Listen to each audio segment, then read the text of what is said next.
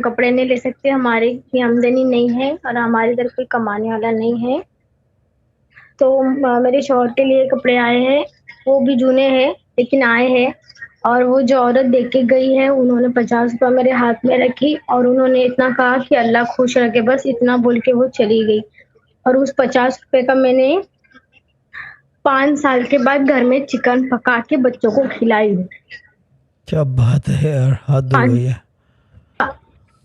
5 साल के बाद शाहजी, 1-2 महीना नहीं, 5 साल के बाद।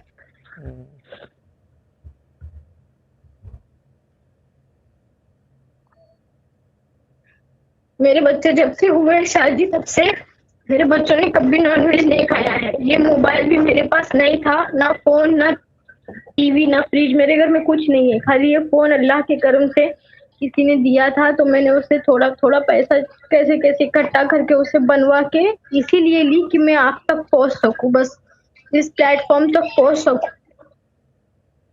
इसके लिए भी शहजाद पे कोई हल निकालते हैं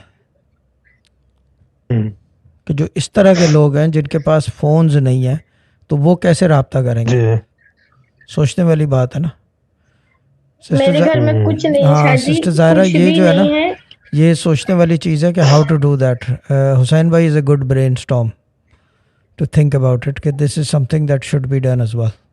ठीक है ना, कि बहुत सारे लोग हैं जिनके फ़ोन में ग्रुप आएगा ही नहीं क्योंकि मेमोरी की वजह से ना, या पुराना है बहुत, तो वो कैसे सरवाइव करेंगे ना, ये चीज़ है।